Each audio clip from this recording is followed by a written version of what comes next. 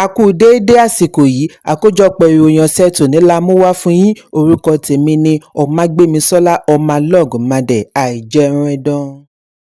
Ààrẹ àtijọ́ Olúṣẹ́gun Ọbásanjọ́ àti gómìnà àná fún ìpínlẹ̀ Èkìtì Ayọ̀délé Fáyòsé tún jọ wàákò lópin ọ̀sẹ̀ tí ó kọjá pẹ̀lú bí Fáyòsé ṣe ní ọgbà ẹranko láàyè ààrẹ tẹ́lẹ̀ rí ẹni ọdún kọkàndínláàádọ́rin 89. Fàákàjà àárín àwọn méjèèjì ti bẹ̀rẹ̀ láti ìgbà ìṣèjọba Ọbásanjọ́ gẹ́gẹ́ bí ààrẹ tí Fáyòsé jẹ́ gómìnà ìpínlẹ̀ Èkìtì ní àkókò kan náà. Ọbásanjọ́ rán àjọ EFCC tẹ̀lé Fáyòsé lórí iṣẹ́ àkànṣe oko adìyẹ tí Fáyòsé gùnlé tí Ọbásanjọ́ ní arújú ni ó fi ṣe. Ìbáṣepọ̀ àárín àwọn méjèèjì kò dán mọ́rán láti ọdúnmọ́dún ni ó fi jẹ́ wípé gbogbo àǹfààní tí Fáyòsé bá ní ló fi ń kan Ọbásanjọ́ lábùkù pẹ̀lú ẹ̀sùn wípé Olúṣẹ́gun Ọbásanjọ́ library ní ìpínlẹ̀ Ògùn jẹ́ ara ẹ̀sùn ìwà jìbìtì àti àjẹbánu. Ìṣẹ̀lẹ̀ mìíràn tí ó gbàrà ọ̀tọ̀ ni ó wáyé níbi ayẹyẹ ọjọ́ ìbí ọdún márùndínláàádọ́rin 65 Fáyòsé.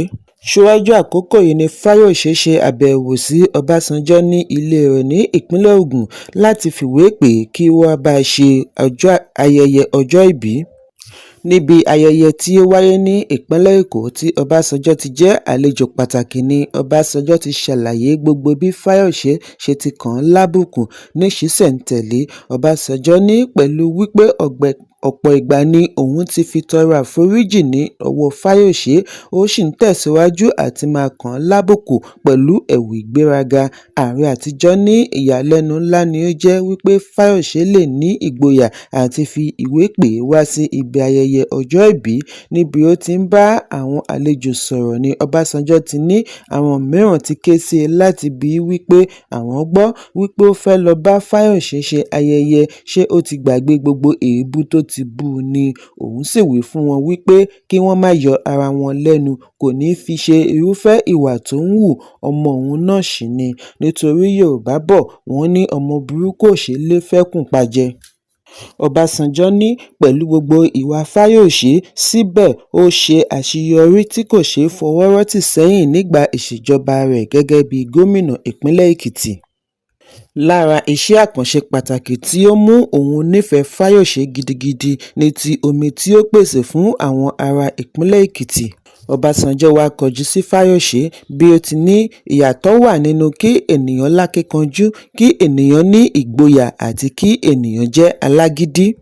Ọbásanjọ́ ní òun kò fi ìgbà kankan bẹ Fáyòsé kí ó bá òun dá sí kíkọ́ Presidential Library, ṣùgbọ́n nígbà tí àwọn gómìnà yòókù ń dá sí i ló pinnu àti bá wọn dá sí i. Yàtọ̀ sí ọ̀sẹ̀ tí ó kọjá tí òun wí fún un wípé òun kò lè fi owó ìfẹ̀yìntì òun rin ìrìn àjò wá sí Nàìjíríà ní ọjọ́ àbámẹ́ta nítorí ọjọ́ àìkú ni ó yẹ kí òun dé láti ìrìn àjò tí òun fi wọ́gi lé gbogbo ìrìn tó kù. Ṣùgbọ́n sí ìyàlẹ́nu, Alhaji Dangote ni ó fi ọkọ̀ òfurufú ránṣẹ́ láti wá gbé e. Fún ìdí èyí, owó ọkọ̀ tí ó fi ránṣẹ́ sí i ṣì wà ní ọwọ́ rẹ̀. Bí Ọbásanjọ́ ṣe rọ Fáyòsé kí ó ronú lórí àwọn tí ó ti ṣẹ̀ kí ó sì tọrọ àforíjì nítorí àyípadà àti ìdáríjì ṣe pàtàkì nítorí ìjọba ọ̀run. Ṣùgbọ́n àpẹẹrẹ fi ojú hàn wípé gbogbo ọ̀rọ̀ tí Ọbásanjọ́ sọ wọ̀nyí kò dùn mọ́ Fáyòsé nínú, nítorí nígbà tí ó máa fi di ọjọ́ kejì, Fáyòsé fi àtẹ̀jíṣẹ́ ránṣẹ́ sí Ọbásanjọ́. Níbẹ̀ ni ó ti ṣàlàyé wípé bí ó tilẹ̀ jẹ́ wípé òun mọ rírì bí Ọbásanjọ́ ṣe fi ìjókòó yẹ́ ẹ sí, ṣùgbọ́n àwọn ọ̀rọ̀ ẹnu rẹ̀ ya òun lẹ́nu. Fáyòsé ní òun kọ́kọ́ pinnu láti má sọ ohunkóhun níbi ayẹyẹ kí gbogbo àgbáyé bá lè mọ ìyàtọ̀ láàrin aṣiwèrè àti ẹni gbádùn. Bí ó ti rọ ààrẹ ìjẹta kí ó tètè dá owó tí òun fi ránṣẹ́ sí i fún un padà. Lẹ́yìn èyí ni amúgbálẹ́gbẹ̀ẹ́ Ọbásanjọ́ fìdí ẹ̀ múlẹ̀ wípé bàbá ti dá owó Fáyòsé padà lẹ́yìn tí ó gba àtẹ̀jíṣẹ́ tí Fáyòsé fi ránṣẹ́.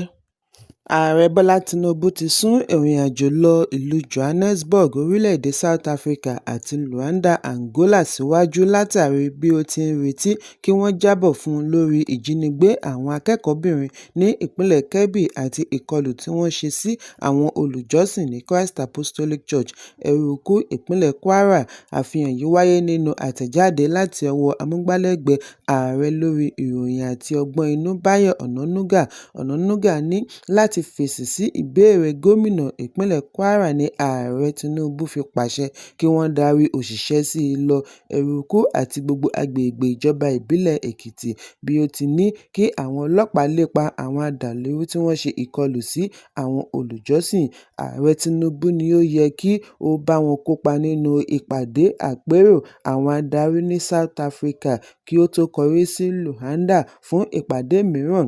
Ìrẹ̀wẹ̀sì ọkàn látàrí ipò tí ìpínlẹ̀ Kebbi wà pẹ̀lú ìkọlù ọjọ́ Ajé àti ìkọlù àwọn adàlúrú tako àwọn olùjọ́sìn ní Eruku ni ààrẹ fi pinnu àti wọ́gi lé ìrìnàjò. Ọ̀sẹ̀ yìí kan náà ní àfẹ̀mọ́júmọ́ ọjọ́ Ẹtì ni àwọn agbébọn ṣe ìkọlù mìíràn sí St. Mary's School ní Papiri, ìpínlẹ̀ Niger, níbi tí àwọn aláṣẹ ti fẹ̀ẹ̀kan tẹ́lẹ̀ pàṣẹ kí wọ́n ti gbogbo iléèwé boarding pa fún ìgbà díẹ̀ látàrí ìṣòro ààbò tó ń peléke sí i. Ẹgbẹ́ àwọn Kìrìsìtẹ́nì ní Nàìjíríà (CAN) ní 215 akẹ́kọ̀ọ́ 215 pupils àti olùkọ́ 12 ni wọ́n jí gbé níbi ìkọlù àfẹ̀mọ́júmọ́ òwúrọ̀ ọjọ́ Ẹtì.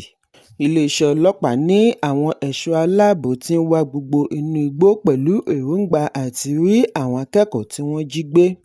Ilé-ẹjọ́ Gíga ìlú Àbújá ti rán adarí ajìjàǹgbara fún ilẹ̀ Biafra (IPOB) Nnamdi Kanu ní ẹ̀wọ̀n gbére lórí ẹ̀sùn oníkókó 7 tí ó dá lórí ìwà dàlúrú tí ìjọba àpapọ̀ pè tako. Adájọ́ James Omotosho ni ó dá ẹ̀wọ̀n lórí ẹ̀sùn 1, 2, 3, 4 àti 5 kí ó tó wá rán ní ẹ̀wọ̀n 20 ọdún lórí ẹ̀sùn 3 láìsí àǹfààní fún owó ìtanràn àti ọdún 5 mìíràn láìsí àǹfààní fún owó ìtanràn lórí ẹ̀sùn 7. Ìgbésẹ̀ yìí ti wá dá awuyewuye sílẹ̀. Lára àwọn tí ó fèsì lórí ìdájọ́ ilé-ẹjọ́ yìí ni Sínátọ̀ àná Senate Minority Leader Senator Enyinnaya Abaribe, bí ó ti fi ẹ̀dùn ọkàn rẹ̀ hàn lórí ẹjọ́ tí wọ́n dá fún Kanu, tí ó ní àbájáde ẹjọ́ yìí kò yani lẹ́nu. Nínú àtẹ̀jáde tí amúgbálẹ́gbẹ̀ẹ́ rẹ̀ Uchenna Awom bu ọwọ́ lù ní ìlú Àbújá ni Abaribe ti ní ẹ̀wọ̀n gbére tí wọ́n fún Kanu kì í ṣe tuntun nítorí ó ti pẹ́ tí àwọn ti ń retí èyí. Sínátọ̀ ṣe ìrántí gbogbo ìgbà tí wọ́n ti ń rọ ìjọba àpapọ̀ kí ó bójú àánú wo Kanu pẹ̀lú àwọn yòókù tí wọ́n nawọ́ àánú sí. Àìgbọ́ ẹ̀bẹ̀ yìí ni ó mú wọn ní ìrètí lórí ìdájọ́ ilé-ẹjọ́. Abaribe ní bí ó tilẹ̀ jẹ́ wípé ìjákulẹ̀ ńlá ni èyí jẹ́ fún ọ̀pọ̀lọpọ̀, síbẹ̀ kí wọ́n ṣe sùúrù kí wọ́n sì tẹ̀síwájú àti máa ní ìrètí fún ẹ̀ka ìdájọ́ tí yóò ní ìgboyà. Abaribe fi ìgbóra rẹ̀ hàn wípé ní báyìí ẹ̀sùn yóò sinmi pẹ̀lú ìrètí wípé Ààrẹ Bọ́lá Tinubu yóò wo ti ìṣọ̀kan orílẹ̀-èdè nínú ìgbésẹ̀ mìíràn tí ó bá máa gbé. Mínísítà fún ìpínlẹ̀ lórí ọ̀rọ̀ ilẹ̀ òkèèrè Bianca Odumegwu Ojukwu náà rọ ọmọ Nàìjíríà pàápàá jùlọ àwọn ará ilẹ̀ Ìgbò kí wọ́n ṣe sùúrù lẹ́yìn ìdájọ́ ilé-ẹjọ́. Bí ó ti ṣe àpèjúwe àbájáde ìdájọ́ yìí ní ohun tí wọn kò gbà lérò tẹ́lẹ̀ ṣùgbọ́n tí ó ti wá di òtítọ́ mọ́ wọn lọ́wọ́, ó wá pè fún ìkóra-ẹni-níjàánu bí ó ti ṣe ìkìlọ̀ tako ìgbésẹ̀ tí ó lè yọrí sí fàákájà lórílẹ̀-èdè àti nílẹ̀ òkèèrè. Odumegwu Ojukwu sọ pàtàkì ìjíròrò láàárín àwọn ará ilẹ̀ Ìgbò tí ọ̀rọ̀ kàn títí kan àwọn gómìnà, ọba, olùṣọ́-àgùntàn, olóṣèlú àti adarí oníṣòwò kí wọ́n jọ pawọ́pọ̀ jíròrò lórí ìgbésẹ̀ tí ó kàn. Ní báyìí, àjọ ọ̀tẹlẹ̀múyẹ́ DSS ti fi adarí ajìjàǹgbara ránṣẹ́ sí ọgbà ẹ̀wọ̀n àtúnṣe Sokoto. Ọ̀kan lára àwọn ikọ̀ agbẹjọ́rò Kanu, Aloy Ejimakor, ni ó fìdí èyí múlẹ̀. Agbẹjọ́rò mìíràn Maxwell Okpara náà sọ fún akọ̀ròyìn wípé bí wọ́n ti fi Kanu ránṣẹ́ kúrò ní àkàtà àjọ DSS ti fa ìṣòro fún ẹjọ́ kòtẹ́milọ́rùn tí ó fẹ́ pè tako ìdájọ́ lórí ìwà dàlúrú tí wọ́n fún un. Bákan náà ni àwọn ọba láti ìjọba ìbílẹ̀ Àríwá Umuahia ní ìpínlẹ̀ Abia náà kọ ẹ̀sùn àdàlúrú tí wọ́n fi kan Kanu bí wọ́n ti ní ajìjàǹgbara freedom fighter ní ọmọ wọn. Adájọ́ ni ó pa á láṣẹ kí wọ́n fi adarí IPOB sí ọgbà ìwà àtúnṣe tí ó pamọ́ lórílẹ̀-èdè bí ó ti ní ọgbà ìwà àtúnṣe Kùjé lè má dára tó. Ilé-iṣẹ́ ìjọba ìpínlẹ̀ Èkó tó ń ṣàmójútó ẹ̀sùn lórí ìbálòpọ̀ ti fìdí ẹ̀ múlẹ̀ wípé orúkọ òṣèré ilẹ̀ Nàìjíríà Ọlánrewájú James tí gbogbo ènìyàn mọ̀ sí Bàbá Ìjẹ̀ṣà ti wà nínú àkọọ́lẹ̀ orúkọ àwọn tí wọ́n ṣe ẹ̀sùn ìbálòpọ̀ lẹ́yìn tí ó parí sáà ẹ̀wọ̀n rẹ̀ lórí ẹ̀sùn ìbálòpọ̀ ọmọdé.